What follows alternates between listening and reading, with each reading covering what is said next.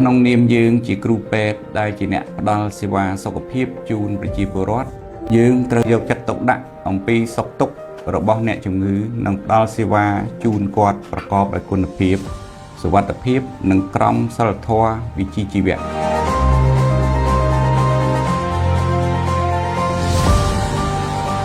មន្ទីរពេទ្យខេត្តកំពង់ឆ្នាំងត្រូវបានកសាងឡើងនៅក្នុងកំឡុងឆ្នាំ1924នៅក្នុងសម័យកាលដែលប្រទេសកម្ពុជាស្ថិតនៅក្រោមអាណានិគមនិយមបារាំងហើយពេលនោះមន្ទីរពេទ្យនេះមានឈ្មោះថាមន្ទីរពេទ្យខេត្តកំពង់ឆ្នាំងតាំងពីពេលនោះមកដោយចាប់ផ្ដើមដំបូងមន្ទីរពេទ្យមានអគារចំនួន5ហើយក្រោមមួយទៀតមានអគារបន្ថែមបន្តបន្ទាប់ក្នុងសម័យសង្គមរាស្ត្រនិយមក្រោយថ្ងៃរំដោះ7មករាឆ្នាំ1979មន្ទីរពេទ្យនេះត្រូវបានដំណើរការឡើងវិញនៅថ្ងៃទី12ខែមករាឆ្នាំ1979ក្នុងកំណែទម្រង់ប្រព័ន្ធសុខាភិបាលតាមផែនការគ្រប់ដណ្ដប់ចាប់ពីឆ្នាំ1996ដល់ខែមិថុនាឆ្នាំ2007មន្ទីរពេទ្យខេត្តកំពង់ឆ្នាំងស្ថិតនៅក្រោមការគ្រប់គ្រងរបស់កាល័យសុខាភិបាលស្រុកប្រណិប័តកំពង់ឆ្នាំង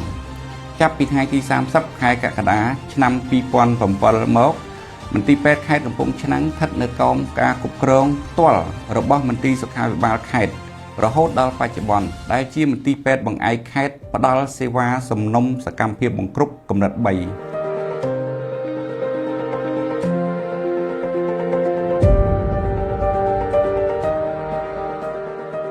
មន្ទីរពេទ្យខេត្តយើងមានសេវាជាច្រើនដូចជា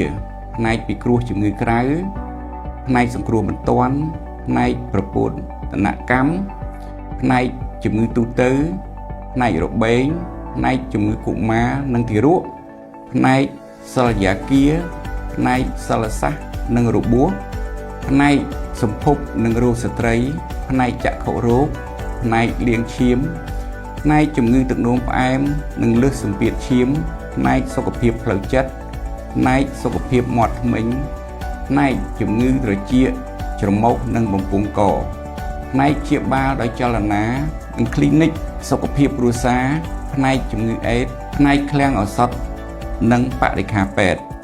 មិនតែប៉ុណ្ណោះមន្ទីរពេទ្យយើងមានផ្នែកគាំទ្រដទៃទៀតដូចជាផ្នែករូបភាពវិទ្យាសាស្ត្រផ្នែកវិទ្យាពិសោធន៍និងផ្ដល់ឈាមលើពីនេះទៀតមានផ្នែកតូចដូចជាផ្នែករោងជាងនិងជួសជុលផ្នែកផ្ទះបាយនិងអាហារូបត្ថម្ភផ្នែកបោកគក់និងផ្នែករងាប់មេរោគនៅផ្នែកសម្ភពនៃមន្ទីរពេទ្យខេត្តកំពង់ឆ្នាំងមានផ្ដល់សេវាជូនស្ត្រីដូចជាការថែទាំស្ត្រី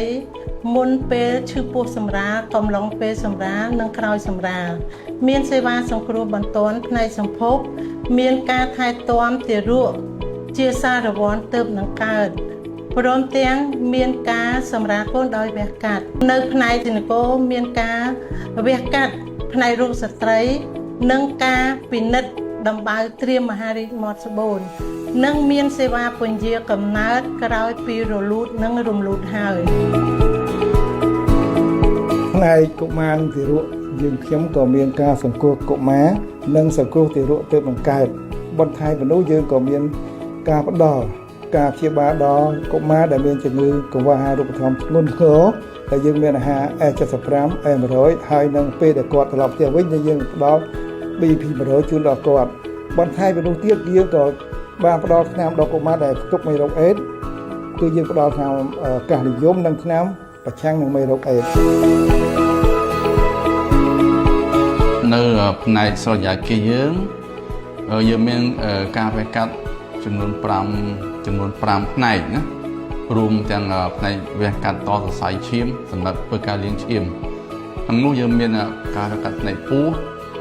វះកាត់ទូទៅវះកាត់ផ្នែកឆ្អឹងរោគស្ត្រីនិងវះកាត់សម្ភពផ្នែកសម្ភពមកសេវាផ្នែកចក្ខុរោគនៃមន្ទីរពេទ្យខេត្តកំពង់ឆ្នាំងមាន2ផ្នែកធំផ្នែកទី1គឺផ្នែកពិគ្រោះជំងឺផ្នែកទី2គឺផ្នែកវះកាត់ សេវានៅផ្នែកមន្ទីរពិសោធន៍នៃមន្ទីរពេទ្យខេត្តកំពង់ឆ្នាំងយើងគឺមានបម្រើសេវាជាច្រើនដូចជាខាងលោហិតសាស្ត្រជីវគីមីសាស្ត្រនិងខាងសេរ៉ូសាស្ត្រនិងបន្ថែមនឹងតាក់ទងជាមួយនឹងខាងផ្នែកផ្ដល់ឈាមហើយអ្វីដែលសំខាន់នោះគឺខាងមន្ទីរពិសោធន៍ធ្លាប់បានឆ្លងកាត់ការទទួលស្គាល់គុណភាពនៅឆ្នាំ2015ហ្នឹងគឺយើងទទួលបានការទទួលស្គាល់ផ្កាយ3សម្រាប់លទ្ធផលដែលតាក់ទងជាមួយនឹងអ្នកជំងឺគឺយើងមុននឹងធ្វើការចេញឲ្យអ្នកជំងឺគឺយើងបានឆ្លងកាត់នៅការត្រួតពិនិត្យគុណភាពទាំងម៉ាស៊ីនទាំងអ្នកដែលធ្វើតេស្តគ្រប់តេស្តទាំងអស់នៅក្នុងមន្ទីរពិសោធន៍គឺត្រូវឆ្លងកាត់ការទទួលស្គាល់គុណភាពជាចម្បង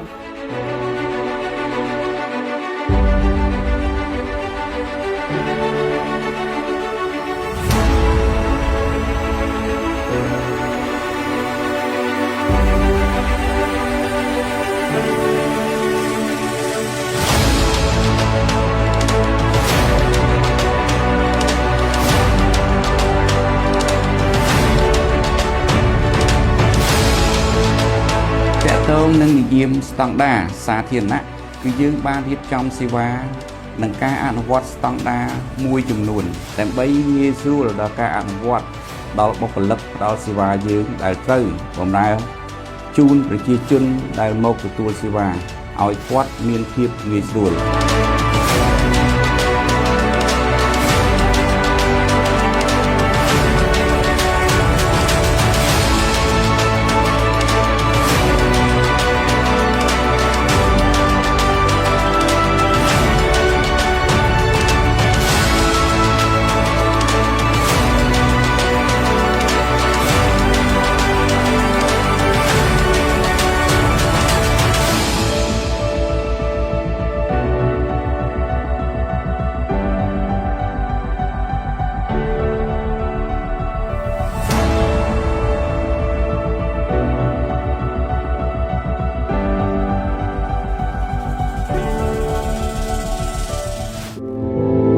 ចំពោះគុណភាពនៃការផ្ដល់សេវាគឺយើងមានការផ្ដល់សេវាដោយមិនមានភាពយឺតយ៉ាវជូនអតិថិជន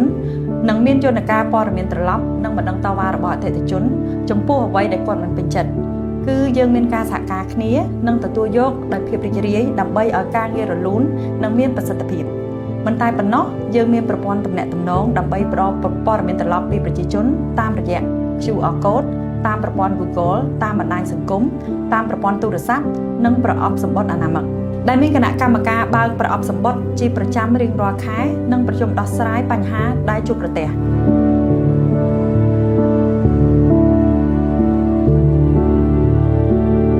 គាត់មកមានសម្ដីសម្ដៅពីរួចពេលយើងទៅហៅគាត់ស្មានណាបានស្មាននឹងគាត់មិនដែលព្រោះថាកន្តើយនឹងយើងឬក៏ធ្វើពាក្យសម្ដីមិនពីរោះមកលើយើងទេ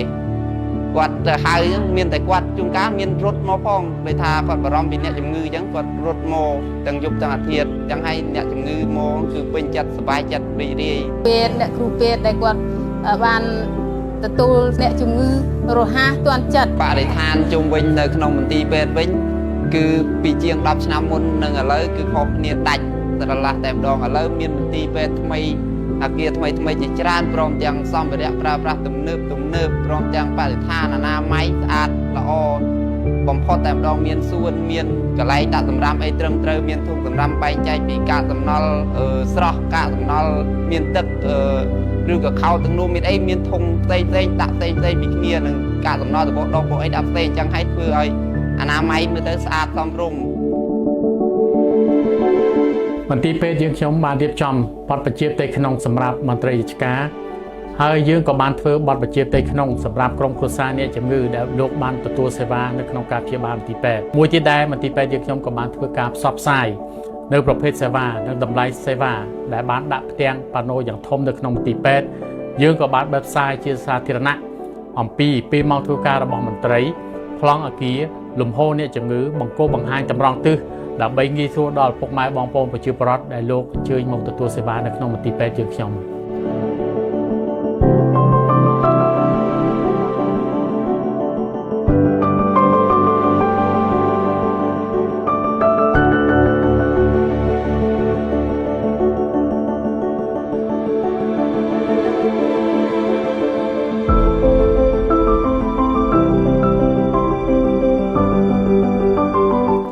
មន្ទីរពេទ្យ យើងជាមន្ទីរពេទ្យដែលមានរចនាសម្ព័ន្ធដឹកនាំត្រឹមត្រូវនិងមានប្រធានមួយរូបនិងមានអនុប្រធាន4រូបនៅក្នុងអនុប្រធានគឺមានស្រីមួយរូប2រូបហើយមានការចាត់ចែងនិងមានគណៈកម្មការគ្រប់គ្រងត្រឹមត្រូវហើយយើងមានការប្រជុំជាទៀងទាត់រាល់ខែនៅពេលព្រឹកក៏យើងមានការប្រជុំពីថ្ងៃច័ន្ទដល់ថ្ងៃសុក្រហើយយើងបានធ្វើកំណត់ហេតុជាប្រចាំក្នុងរៀងរាល់ខែ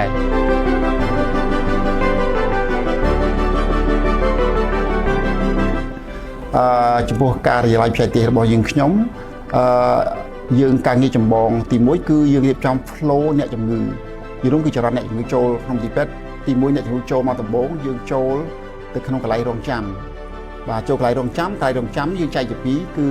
សម្រាប់អ្នកជំងឺសង្គ្រោះបន្ទាន់និងអ្នកជំងឺដែលមិនសង្គ្រោះបន្ទាន់ចំពោះកិច្ចការទី2ជាកិច្ចការចម្បងទៀតដែរគឺពួកក្រមការដឹកនាំផ្ទាល់របស់លោកប្រធានមន្ទីរពេទ្យការិយាល័យបច្ចេកទេសបានផ្ដើមធ្វើផែនការយុទ្ធសាស្ត្រមន្ទីរពេទ្យសម្រាប់រយៈពេល5ឆ្នាំបាទផែនការយុទ្ធសាស្ត្រនេះគឺពីឆ្នាំ2023ដល់2027បាទហើយក្នុងនោះមានយុទ្ធសាស្ត្រចំនួន5ធំបន្ទាប់ពីនឹងមកយើងក៏មានផែនការប្រតិបត្តិប្រចាំឆ្នាំរៀងរាល់ឆ្នាំមានផែនការប្រតិបត្តិមួយទៀតគឺផែនការប្រតិបត្តិសម្រាប់ឆ្នាំ2023 24និងបន្តរហូតដល់2027ក្នុងនោះមួយទៀតដែរគឺផែនការសំខាន់ទៀតគឺផែនការលើកកម្ពស់គុណភាពនិងសុវត្ថិភាពអ្នកជំងឺដែលមន្ទីរពេទ្យក្រមការដឹកនាំផ្ទាល់របស់លោកប្រធានមន្ទីរពេទ្យនិងការិយាល័យបច្ចេកទេសខ្ញុំហ្នឹងគឺបានរៀបចំមិនដូចដើមផ្ទាល់ដែលមានការចូលរួមពីប្រធានផ្នែកគ្រប់ផ្នែកទាំងអស់បាទ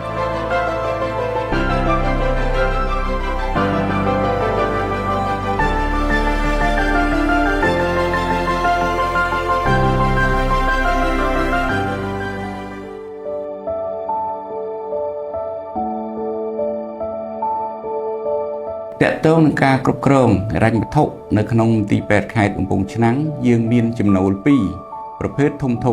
គឺប្រភពថវិកាជាតិដែលទទួលបានតាមរយៈក្រសួងសេដ្ឋកិច្ចនិងហិរញ្ញវត្ថុ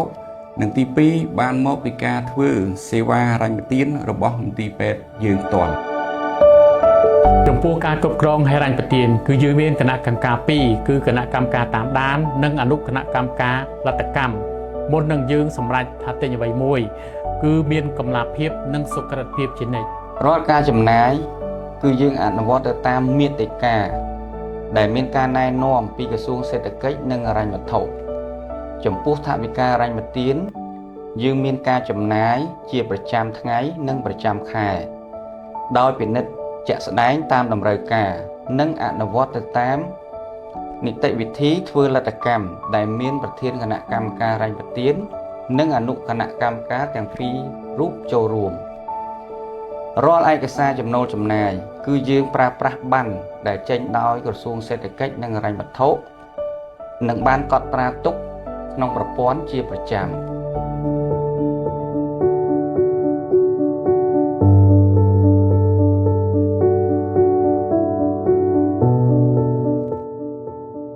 តកតងនឹងការកែលម្អបរិស្ថាននិងហេដ្ឋារចនាសម្ព័ន្ធនៅក្នុងទីពេទ្យខេត្តយើងបានជួសជុលកែលម្អអគារចាស់ៗមួយចំនួននិងពង្រីកបន្ថែមកែសម្រួលដើម្បីឲ្យមានភាពងាយស្រួលដល់មន្ត្រីបុគ្គលិកយើងផ្ដល់សេវានិងប្រជាពលរដ្ឋដែលមកទទួលសេវានៅក្នុងមន្ទីរពេទ្យខេត្តលើសពីនេះទៀតយើងបានរៀបចំសម្រួលប្រព័ន្ធលូក្រោមដីជាជំហានឲ្យបានល្អដើម្បីរំដោះទឹកចេញពើភ្លៀងឲ្យហូរចូលលូសាធារណៈហើយទន្ទឹមគ្នានេះដែរយើងបានរៀបចំជាជំហាននៅប្រព័ន្ធលូបង្ហូរសំណល់រាវចូលអាងប្រព្រឹត្តកម្មទឹកក្រហកក្រុងកំពង់ឆ្នាំងដែលជាគម្រោងកែលម្អបរិស្ថានទីក្រុងជុំវិញបឹងទន្លេសាបដែលកំពុងភ្ជាប់ឲ្យដំណើរការនាពេលឆាប់នេះជាមួយគ្នានេះដែរយើងបានរៀបចំធ្វើសួនច្បារនិងដាំដើមឈើដើម្បីជាម្លប់ត្រជាក់និងបរិស្ថានល្អលើសពីនេះទៀតយើងបានដាក់អំពូលប្រើដោយថាមពលពន្លឺព្រះអាទិត្យតាមសួនច្បារនិងតាមផ្លូវក្នុងមន្ទីរពេទ្យឲ្យមានពន្លឺភ្លឺនៅពេលរាត្រី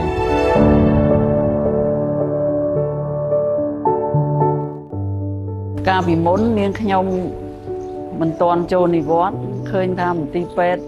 មិនទាន់មាន